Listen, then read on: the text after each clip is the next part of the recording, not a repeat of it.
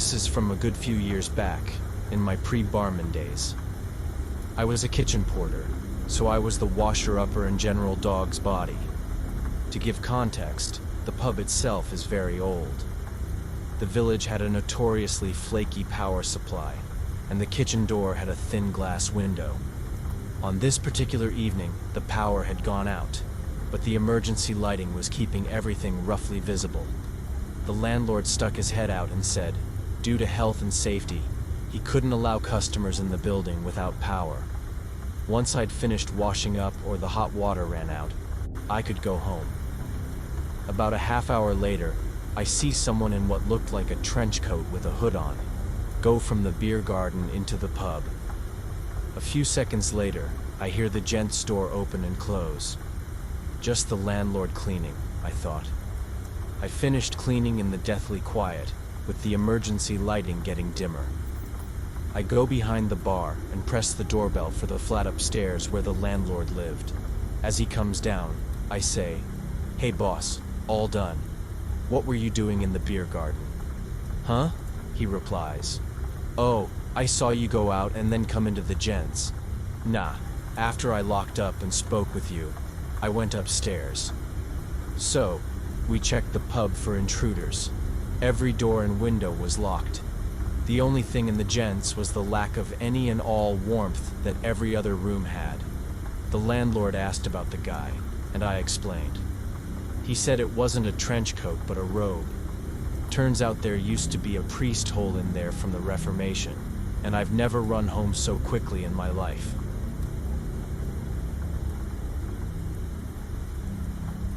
My dance house, before it burned down in late January of this year, was well known in my family for being haunted. We actually had people come over sometimes, called ghost hunters, and inspected the house. From what they found, and from personal experience, there were 2 children on the first floor, a boy and a girl, around the ages of 6 to 9. There was a man and a woman upstairs, assumed to be a husband and wife, and a man downstairs. The 2 children were shy, but they still liked to play. We mostly saw the boy as he would peek around the corner of the kitchen where my mom was doing dishes, and then hide again when she looked over at him. He liked hide and seek. I would be alone in the house and find all of the kitchen cabinet doors open very frequently. My mom told me that one time when my dad had left for work and I had just left for school, that I had left the TV on when I left, and that she heard a laugh coming from the living room. Thinking it was me, she looked into the room and saw nobody. My stepmom also mentioned that the dogs frequently barked at something at the top of the stairs, and that she would often see a woman standing on the top step. I have so many other experiences. It was certainly a scary place. As a teenager, I would frequently experience numerous paranormal events, the spookiest of which happened when I was 19. My grandfather and father also experienced similar things, but on this occasion, me and my father experienced the same thing together. We used to walk together and went to a client site, a pharmaceutical company, late at night. No one was there, and everything was locked up. We entered the premises and sat in the same office, working on 2 different PCs, and we immediately locked up behind us, so there was no way that anyone can enter behind us. After a half hour of working, suddenly me and my dad look at each other at the exact same time, and I could see the goosebumps on his arm from where I was sitting. I felt a deep chill across my entire body and had goosebumps all over me. We both looked at the doorway, and there stood a lady in a long white dress. There were no feet. She was floating and had a sort of featureless face. She shifted out of view down the hall, and we promptly got up and peered down the hall, and there was nothing. A few months later, I heard a woman's voice call my name, and at that exact moment, my dad yelped, "Did you hear that?" I thought I heard someone call my name, and we got the hell out of there very quickly. One time, I was over at my friend's house with a small group of about 3, as I was planning to stay over the weekend, so I packed a lot. It was around 10 p.m. when we decided to order pizza and watch some movies, and all of a sudden, the letterbox in his door starts flapping. We all thought it was the wind and shrugged it off. The pizza came at around 10:30 p.m., and we tucked in. Then the letterbox went again. I had enough and checked and opened the door. There was no one there, and worst of all, no wind, which really creeped me and my friends out. We stayed up till 3 a.m., which was a bad mistake, as the letterbox started to flap more and more and also harder. That's when I said, "Whoever is living in this house with us, flap the letterbox 3 more times," hoping to not get a response. The letterbox flapped 3 times, and I started to get even more scared. That night, none of us got any sleep.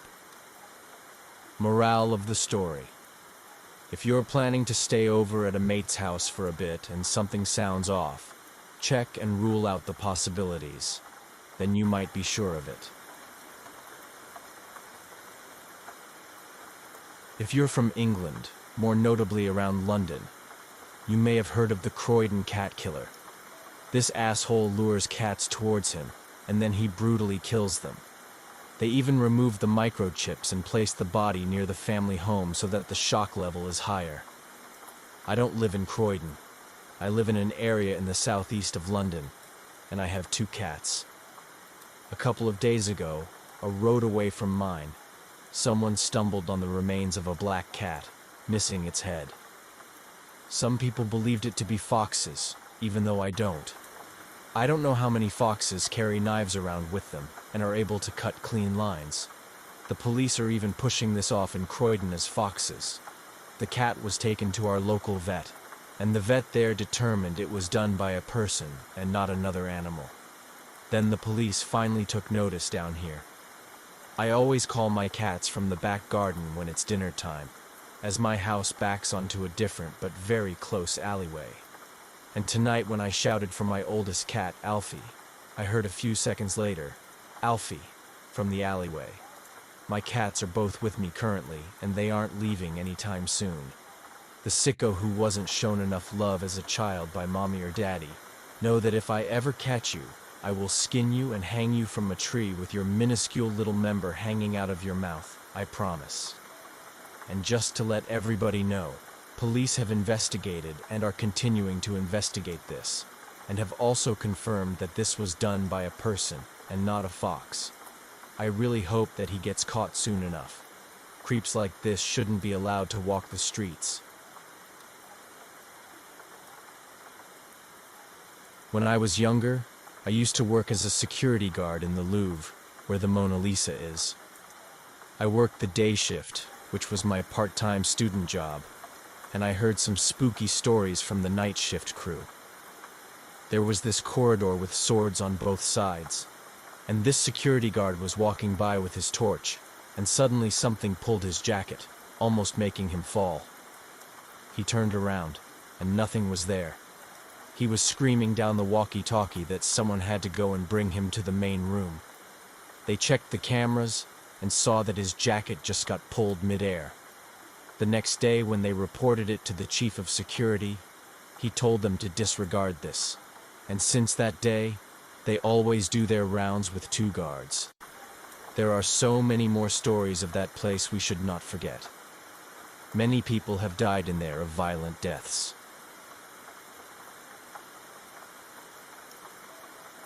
A few weeks ago, our car got broken into, and we had left some cash out there. That's all that was taken from us. We called the police and put it out of our minds. We live on base housing, though it's not actually on base, so the people who responded were military police. They said there was nothing they could do. Then, a few nights ago, on Monday or Sunday going into Monday, I had woken up and went to get him a sippy cup with water. I heard car doors bang shut from my living room. I could look out the window and see the car. The lights were on. I was half asleep and decided to go outside. Stupid, I know. I opened the front door, and there's a glass screen door between the two. On the other side of the screen is a man in a hoodie.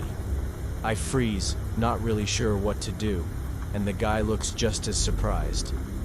"Can I get some food?" he finally asks. I tell him no, and he reaches to open the door. I slam it shut and lock it.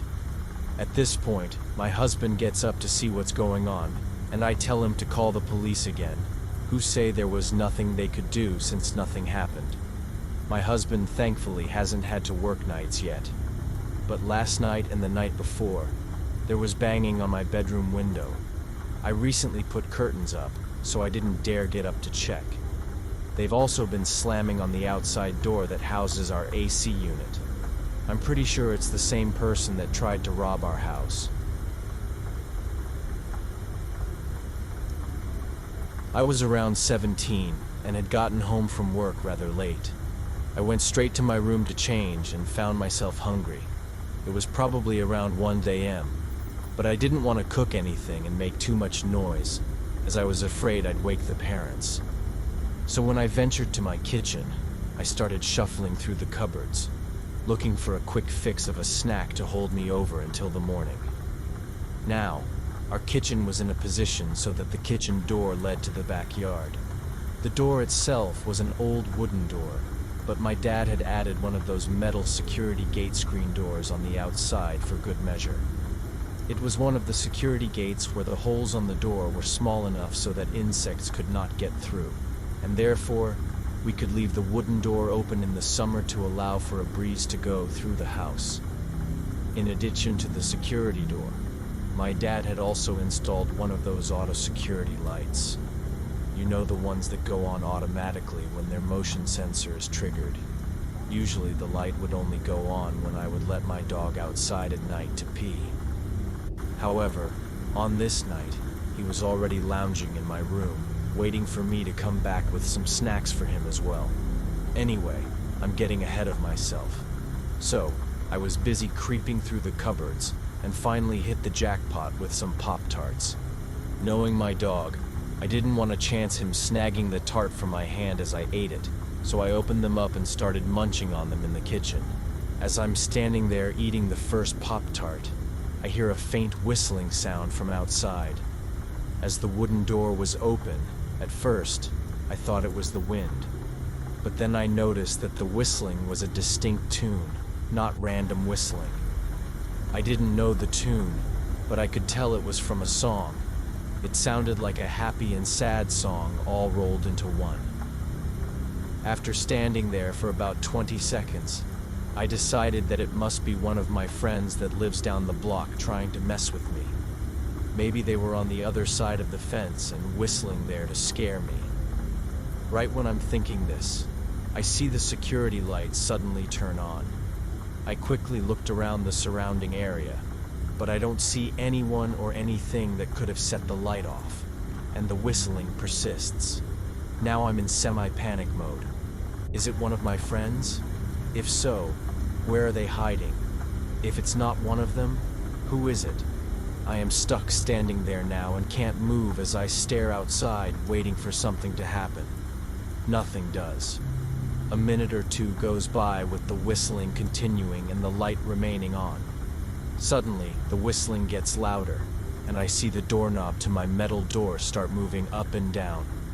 I can see through the metal door that there's no one there.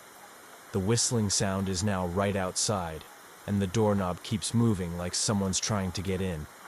The security light is on, and I still have a clear view of the front of the door and know that someone is trying to get in. Screw the Pop-Tarts. I dropped the box and jetted back to my room, slammed and locked the door, and hid under my blankets with a baseball bat and my dog. I never went out to the kitchen at night after that. Hey there. Hope you enjoyed these stories. If you can, please like and subscribe. I would appreciate it. See you next time.